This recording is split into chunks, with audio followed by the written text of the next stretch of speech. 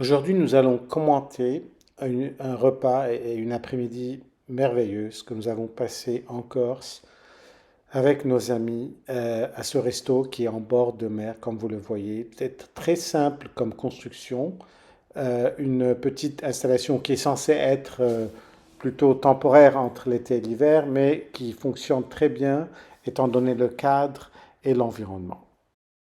Donc c'est la réserve Saparel, qui est un peu dans le sud-est, disons, de la Corse, comme j'ai déjà dit, avec un cadre très naturel en bord de mer, une cuisine vraiment très recherchée, donc ne vous laissez pas induire en erreur par la simplicité du cadre, avec une cave qui vaut la peine d'être visitée, donc on va en parler un tout petit peu, et comme vous le voyez, un décor quand même simple, avenant, et qui se prête à une après-midi, disons, plutôt paresseuse. Le champagne s'est imposé en apéritif assez facilement, je dois le dire. Et donc, nous avons pris cette bouteille de Bicard Salmon. C'était un millésime 2013 qui est très très bien passé. C'était vraiment ce qu'il fallait comme au niveau pour étancher la soif, mais en même temps, c'était aromatique. Cet assemblage de Pinot Meunier, Pinot Noir et Chardonnay vraiment est très harmonieux, très fin et très facile à boire, disons. Ce qui est parfois, disons, un problème, mais dans ce cas, ça s'est très bien passé. Pour le repas, nous avons choisi un blanc local.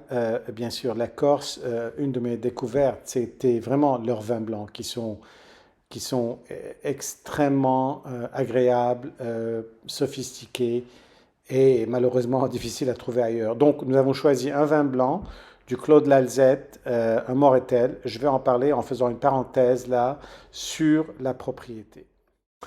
Le Claude Lalzette est une belle propriété dans les collines au nord et un peu à l'est d'Ajaccio. Pas facile d'accès avec les routes corse, disons, mais ça valait vraiment la peine. On y avait été 2 jours avant. Une propriété un peu sauvage dans les collines avec les vignes que vous voyez. Et là, cette maison qui fait partie aussi de la propriété, une très vieille maison, mais qui en même temps a vu beaucoup d'investissements comme vous le voyez avec leur fût moderne. Donc c'est une installation quand même assez moderne, mais avec des traditions, avec des méthodes plutôt traditionnelles, qui a quand même vu une certaine attention, beaucoup d'investissement dans le détail et dans la vinification. Mais ça reste quand même une propriété un peu sauvage, en plein milieu de la montagne, qui est difficile d'accès et qui, comme vous le voyez, a besoin d'un hélipad pour accueillir les hélicoptères pour certains groupes et certains, disons, visiteurs aisés.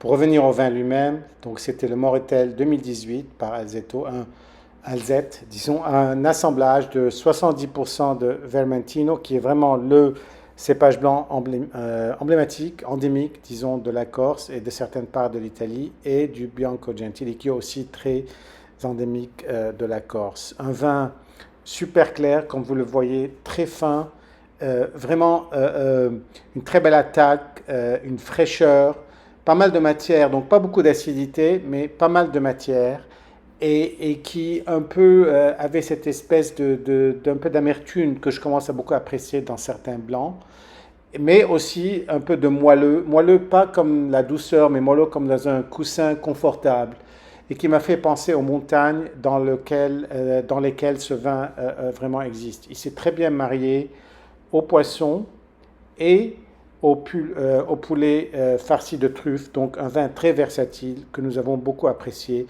surtout après l'avoir dégusté quelques jours avant à la propriété. Donc une après-midi absolument délicieuse, si l'on peut dire. Nous avons pu mettre en pratique ce que nous avions appris à la propriété et vraiment déguster ce vin dans un cadre féerique avec une cuisine fantastique et confirmer ce que je commençais déjà à découvrir sur les vins de Corse. Et j'espère que nous pourrons en commenter beaucoup plus ensemble dans les mois et les années à venir.